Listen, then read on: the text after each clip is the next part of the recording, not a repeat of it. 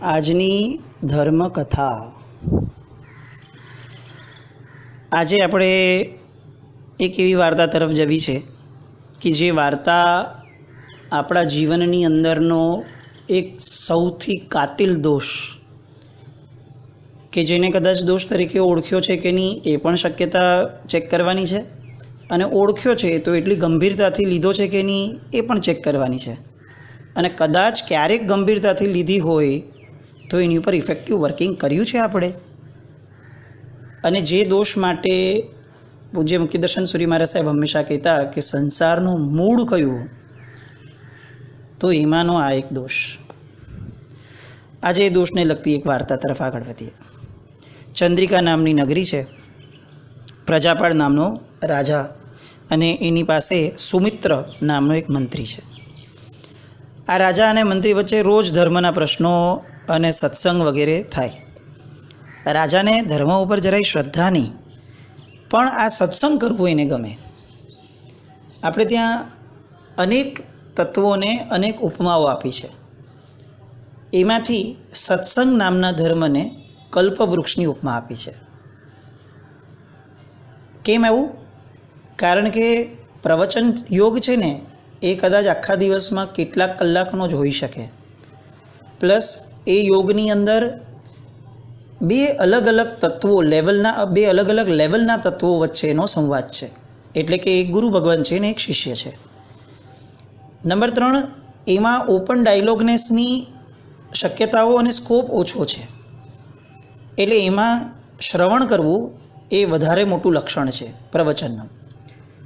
જ્યારે સત્સંગ એ બે સરખા વ્યક્તિઓ સાથે થાય, જે 24 કલાકમાંથી મેક્સિમમ ટાઈમ આપણે જેટલો ઈચ્છીએ એટલો ટાઈમ આપણે કરી શકીએ, અને સત્સંગ દ્વારા મનની બધી વાતો ખુલ્લી થાય યોગ્ય વ્યક્તિ પાસે, તો એનું નિરાકરણ પણ મળે અને આગળ વધવાની દિશા પણ મળે. અને એટલે સત્સંગને આપણે ત્યાં કલ્પવૃક્ષ કીધું છે. જે ધર્મ આપણે ત્યાં કમ્પેરેટિવલી ઘટતો જાય છે. 2 જણા મળે તો પંચાયતનો જેટલો સ્કોપ ઊભો હોય છે એના બહુ ઓછા ભાગનો સ્કોપ આપણી વચ્ચે સત્સંગનો ઊભો હોય છે. આ બંનેની સત્સંગની ધારા ચાલતી. ઓલાને ધર્મમાં શ્રદ્ધા નહીં એટલે આના ધર્મની મજાક ઉડાડે, પણ ધર્મ સાંભળવો અને સત્સંગ કરવો એ આદત એની છૂટતી નથી, જે કદાચ એના શુભ ભવિષ્યનો એક સંકેત હતો. હવે અલગ અલગ પ્રશ્નો પૂછીને મંત્રીને મૂંઝવવાનો પ્રયત્ન કરે, પણ મંત્રીની પોતાની કન્વિન્સિંગ શક્તિ અને પોતાની સમજણ શક્તિ એટલી જોરદાર હતી કે હંમેશા એ રાજાને બરોબર જવાબ આપી અને રાજાના મનમાં ઠસી જાય એવો પ્રયત્ન તો ચોક્કસ કરતો. એક દિવસ રાજાએ પ્રશ્ન પૂછ્યો કે મંત્રીશ્વર, તમે આ દેવ પૂજામાં શા માટે મોહ રાખો છો? ભગવાનની પૂજા, મૂર્તિ પૂજા, આ બધામાં તમે શા માટે મોહ રાખો છો? એટલે મંત્રીએ સામો પ્રશ્ન કર્યો કે રાજન, પૂર્વભવમાં કશું પુણ્ય બાંધ્યા વિના તમે રાજા કેમ થયા, અને અમે તમારા સેવક કેમ થયા? તમે ને હું બેઉ સરખા કેમ નથી? એટલે રાજાએ પણ સામે જવાબ આપ્યો કે જુઓ, પથ્થરની એક શિલા છે, એના 2 કટકા કરવામાં આવે ને તો એમાંનો એક કટકો એ ભગવાનની મૂર્તિ બને અને બીજો કટકો જે છે એ પગથિયું બને. તો હવે શું તમે એ નક્કી કરવા બેસો કે આ પથ્થરવાળા ભાગે, ભગવાનવાળા પથ્થરે એટલા ભાગે પુણ્ય કર્યું હતું અને બીજો જે ભાગ પગથિયું બન્યો એ પગથિયાવાળાએ ઓછું પણ પુણ્ય બાંધ્યું હતું? આ બધી વાહિયાત વાતો છે. આ પુણ્ય જેવું કંઈ છે નહીં, કારણ કે પુણ્ય જેવું હોત તો બધા જ પથ્થરમાંથી ભગવાન બનત, અને બધા જ પથ્થરમાંથી ભગવાન નથી બનતા. કોઈક પથ્થર દેવ બને છે, કોઈક પથ્થર પગથિયું બને છે, અને પથ્થરે કયું પુણ્ય બાંધ્યું હોય? આવા બધા કોઈ ક્યાંથી તમે નિયમો લાવો છો? અને આ મતનો રાજા અહીંયા પોતાનો બરોબર એકદમ અહીંયા મંડન કરે છે કે પુણ્ય જેવું કોઈ તત્વ જ નથી. આ વિશ્વમાં જે પણ થાય છે એ બાય ફ્લુક થાય છે, કે આ થઈ ગયું, હું રાજા બની ગયો અને તમે મંત્રી બની ગયા, એમાં પૂર્વભાવ ક્યાં આવ્યો, કોણે જોયો છે? આજના આપણા સમાજની પણ આ ઘણી બધી મોટી ભૂમિકા આજે આ પ્રકારની છે. જે દેખાય છે તે સાચું છે, જે નથી દેખાતું એની ઉપર શ્રદ્ધા નથી. આત્મા કોણે જોયો છે? પરમાત્મા કોણે જોયા છે? પુણ્ય કોણે જોયું છે? પાપ કોણે જોયું છે? સંવર, નિર્જરા, ભગવાને જે 9 તત્વો કીધા આમાંનું એક પણ તત્વ દેખાય એવું નથી. આ સૌથી બેસ્ટ પાર્ટ છે. કારણ કે દેખીતા તત્વમાં શ્રદ્ધા એ તો લૌકિક ધર્મો પણ આપી દેશે કે ભાઈ આ ગાય દેખાય છે તો ગાય માતા છે, પૂજો એને.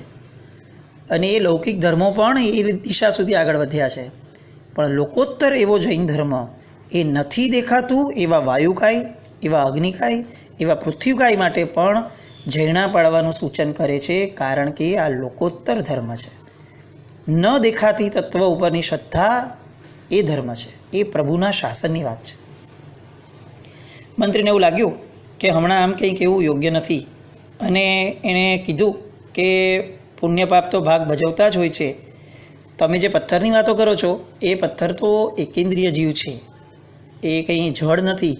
તો એ જળ એવા એકેન્દ્રિયને, એટલે તમે જેને જળ માનો છો એ એકેન્દ્રિય પણ પૂર્વભાવમાં કેટલું પુણ્ય લઈને આવ્યું છે. આપણે ત્યાં આવી વાતો આવે છે. ખાલી વનસ્પતિમાં પણ જેનો જીવ જાય તો એને પણ વનસ્પતિમાં કઈ વનસ્પતિ બનવા મળશે તો એ પણ એના પૂર્વભાવની, એની પ્રકૃતિના આધારે છે. જેણે બહુ પરોપકાર કર્યો છે એ તુલસીનો છોડ બનશે. જેણે પરોપકાર નથી કર્યો અને જેણે અશુભ કાર્યો જ કર્યા છે એ કાંટાળો થોર બનશે. એટલે બધી જ પ્રકૃતિઓ સાથે આવે છે આવતા ભાવ સુધી, અને કેરી ફોરવર્ડ થઈ અને એ તે ભાવમાં પણ આપણને પરિણામ તો બતાવે જ છે. પણ છતાં પણ હવે મંત્રીને એવું થયું કે ચાલો, તમને મારી પર વિશ્વાસ નથી લાગતો, વાંધો નહીં, ક્યારેક આપણે પ્રત્યક્ષ ફળ જોશું ને ત્યારે આપણે પુણ્યના પ્રભાવ ઉપર શ્રદ્ધા કરશું. એમ કરી અને એ દિવસની સત્સંગની ધારાને એ લોકો ત્યાં પૂર્ણ વિરામ આપે છે. આ ચર્ચા થઈ ગઈ. હવે થોડા દિવસ પછી એક પ્રસંગ બને છે કે જે પ્રસંગ રાજાની શ્રદ્ધાને ફક્ત બળવત્તર નથી કરતો, રાજાની શ્રદ્ધાને પૂરેપૂરો સ્થાપિત કરી દે છે. શું બને છે એ પ્રસંગ? તો એ દિવસ પાખીનો હતો. મંત્રીએ રાત્રે ઘરમાંથી બહાર નહીં જવાના દિક પરિમાણ વ્રતના પચ્ચખાણ લીધા છે. આ દિક પરિમાણ વ્રત એટલે દિશાઓ ધારવાનું વ્રત. આપણે આગળની એક ધર્મકથામાં આ વાત લીધેલી હતી કે આપણે હવે કંઈ લોકડાઉન છે, બહાર નથી જવાના, તો દિશા ધારી લેવી જોઈએ, કારણ કે આ પણ એક પ્રકારનું વ્રત છે. દેશ અવકાશિક વ્રત, દિક પરિમાણ વ્રત, આ બધા વ્રત માટે અત્યારનો સમય સુપર અનુકૂળ છે. ધારી લઈએ કે હું આ રૂમની 12 કલાક સુધી નહીં નીકળું. ધારી લઈએ કે હું ઘાટકોપર સિવાયના કોઈ વ્યક્તિઓના ફોન નહીં ઉચકું, હું મુંબઈ સિવાયના ફોન નહીં ઉચકું, હું ઇન્ડિયા સિવાયના કોઈના ફોન નહીં ઉચકું, ઇન્ડિયા સિવાયનો કોઈનો વિચાર નહીં કરું. આ પણ એક વ્રત છે. અડધી કલાક સુધી, પોણી કલાક સુધી હું આ વ્રત પાડીશ. તો આ પણ મનની એકાગ્રતા ઊભી કરે છે. તો એને વ્રત કીધું, એ ધર્મ કીધો. અહીંયા મંત્રી આવો જ એક ધર્મ દર પાખીએ કરતા કે એ દર પાખીએ ઘરમાંથી બહાર નહીં નીકળવાના પચકાણ કરતા રાત્રે. હવે એ જ દિવસે રાત્રે રાજાને અચાનક મંત્રીનું કામ પડ્યું અને મંત્રીએ બોલાવવા માટે સેવકને રાજાએ મોકલ્યો. એટલે જે મંત્રી છે એ પ્રતિહારી એ રાજા પાસે જાય છે, મંત્રી પાસે જાય છે અને મંત્રીને રાજાનો સંદેશો આપો છે. ત્યારે મંત્રી એને એમ કહે છે કે રાજાને કહેજો કે રાત્રે ઘરની બહાર નહીં નીકળવાનો મેં નિયમ લીધો છે, એટલી હું તમારી આજ્ઞાનું આજે પાલન નથી કરી શકતો, તો મને ક્ષમા કરજો. સેવકે આવીને રાજાને કીધું. રાજા ધૂંધવાયો. રાજા થઈને હું કહું ને મારી આજ્ઞાનું પાલન ન કરે આ મંત્રી શું કામનો? અને ગુસ્સામાં એણે પ્રતિહારને કીધું કે જાઓ અને મંત્રીને કહો કે ન આવવું હોય તો તમારી મંત્રીની મુદ્રા અને મોહર પાછી આપી દો, અને આવતીકાલથી મંત્રી તરીકે મારી આગળ પગ નહીં મૂકતા.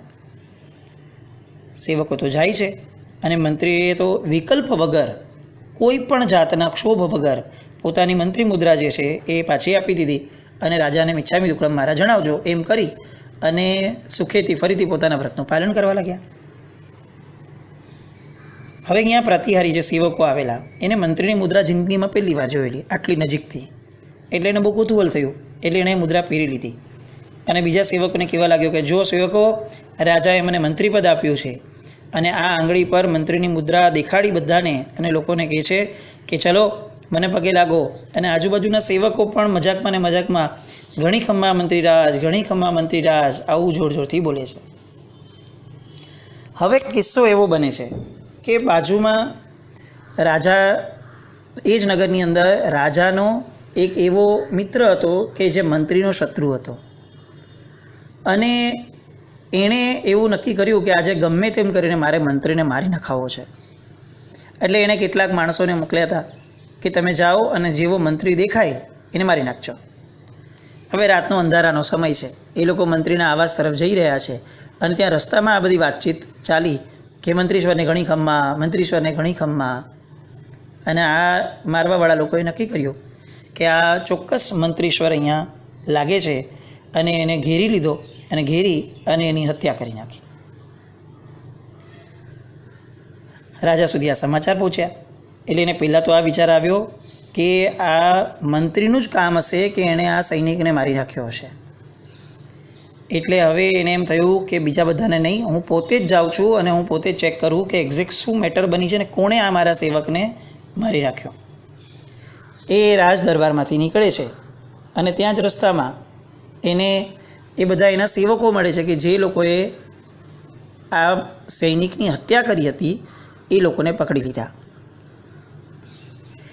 વાર્તા પોતાના લયમાં આગળ વધે છે. અત્યારે આપણે આ વાર્તા કે કથા એના લયની અંદર સાઈડ બાય સાઈડ કંઈક લઈને પણ જવાનું છે. આખી વાર્તા આપણે સાંભળીએ છીએ, બધું જ આપણે જાણીએ છીએ કે જાણે એક મેચ ફિક્સિંગ હોય એ રીતે મંત્રીનું પુણ્ય એ મંત્રી પાસે એક પછી એક અલગ અલગ સ્ટેપ લેવડાવે છે. રાજા તરત એને પકડીને પૂછે છે કે બોલો તમે કોને મોકલ્યા?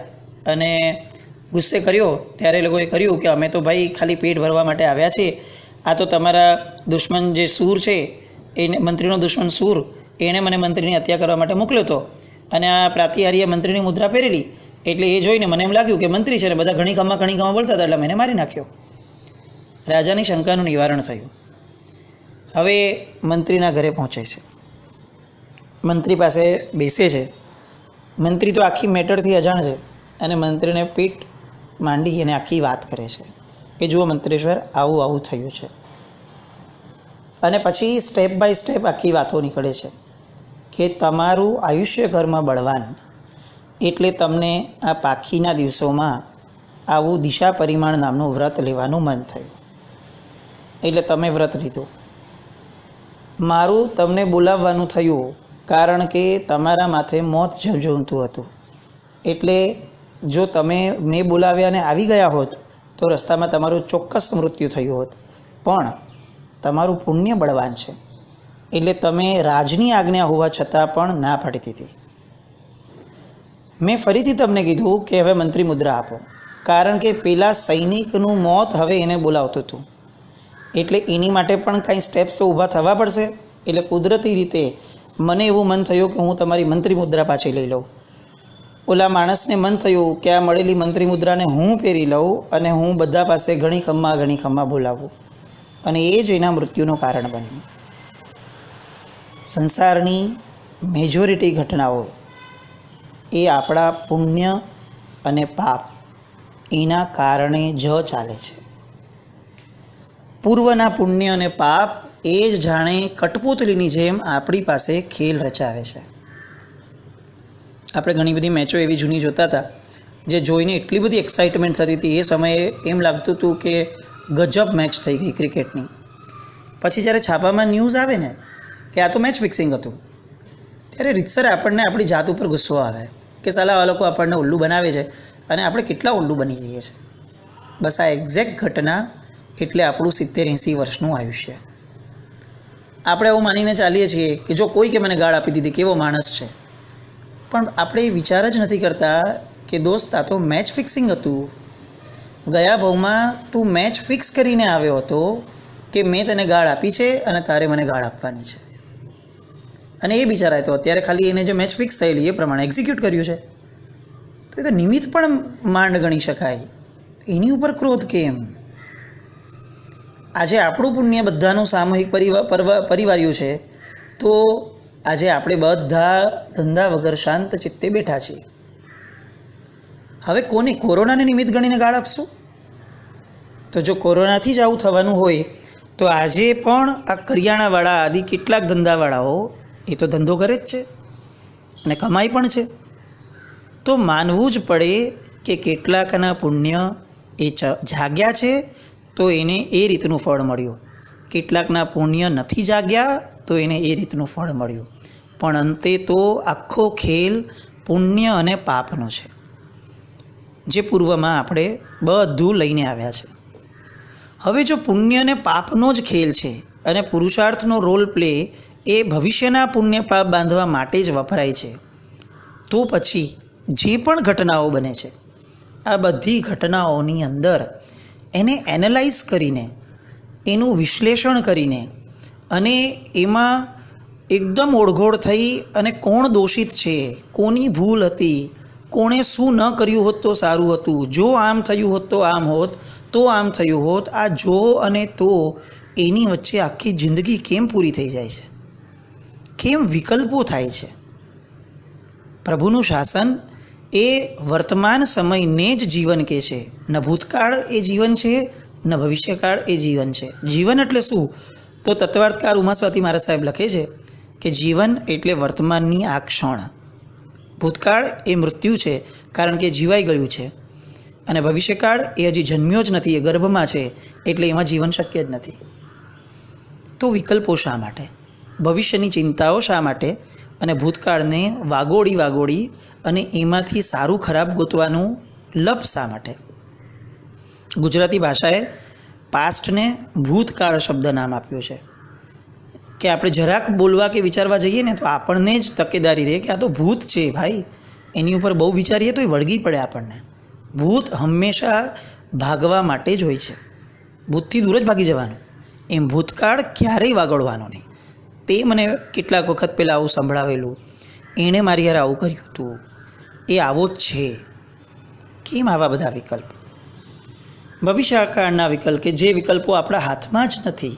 આજે આ રાજા કેટલી પણ તકેદારી રાખીને બેઠો, ઓલો સૂર ગમે તેટલું નક્કી કરીને બેઠેલો કે મારે મંત્રીને મારવો છે, શું હતું એના હાથમાં? કયું પરિણામ એના હાથનું એને મળ્યું? એટલે અંતે બધું સેટ વસ્તુઓ થાય છે. ઈશ્વર, કુદરત, સર્વશક્તિમાન એ જ બધા જ ખેલને અંજામ આપે છે. આપણું જ પૂર્વની અંદર ઈચ્છેલું આપણને આ ભાવમાં પાછું મળ્યું છે, તો એમાં વિકલ્પો શા માટે?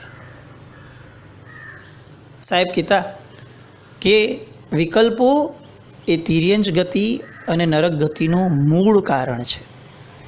નિર્વિકલ્પ દશા બરાબર છે, આપણે કદાચ એ લેવલ સુધી ન પહોંચી શકીએ.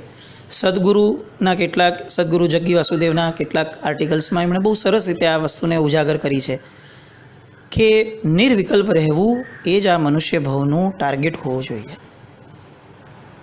આપણને ઘણા લોકો પૂછે છે કે હાઉ આર યુ, એ એની ફરજ છે, એ ઔચિત્ય છે. ક્યારે આપણે આપણી જાતને પૂછ્યું છે વાય આર યુ? તું કેમ મનુષ્ય થયો? તું કેમ જૈન થયો? તું કેમ સારા કુળમાં જન્મ્યો? તને જ કેમ આવી ધર્મકથાઓ સાંભળવાનું મન થયું? તને જ કેમ આવા બધા ઓપોર્ચ્યુનિટીઝને આવા બધા ચાન્સીસ મળે છે? જો પૂછશું ત્યારે ખ્યાલ આવશે આપણને કે ઈશ્વર ઈચ્છે છે કે દોસ્ત તું એક યુ ટર્ન લે. ઈશ્વર ઈચ્છે છે કે તું તારો માર્ગ પોતે બનાવો. ઈશ્વર ઈચ્છે છે કે તું આ લોકડાઉનને શુભ દિશા તરફ વાળ. ઈશ્વર ઈચ્છે છે કે તું તારી પ્રકૃતિ તરફ પાછો વળ. ઈશ્વર ઈચ્છે છે કે તું મૈત્રી ભાવની અંદર આગળ વધ. ઈશ્વર ઈચ્છે છે કે તું પોતાની જાતને એનાલાઇઝ કરવામાં વધારે ધ્યાન આપ જગત કરતાં.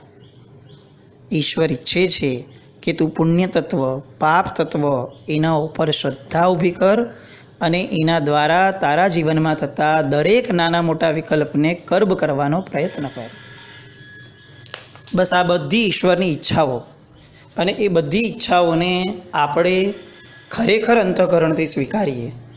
અને આ રાજાને જેમ હવે શ્રદ્ધા બેસી ગઈ કે પુણ્ય જાગે છે તો કોઈના બાપની તાકાત નથી કે એ જીવની કંઈ પણ વાળ વાંકો કરી શકે, એમ આપણે પણ પુણ્ય તત્વ, પાપ તત્વ ઉપર શ્રદ્ધા કરી અને આપણા જીવનની અંદર ગમે તે ભોગે નિર્વિકલ્પ દશાની દિશા મળે એવો પ્રયત્ન આદરીએ. રાજા શ્રદ્ધા પામી અને ધર્મ તરફ વળે છે, આપણે પણ વળીએ. પ્રણામ.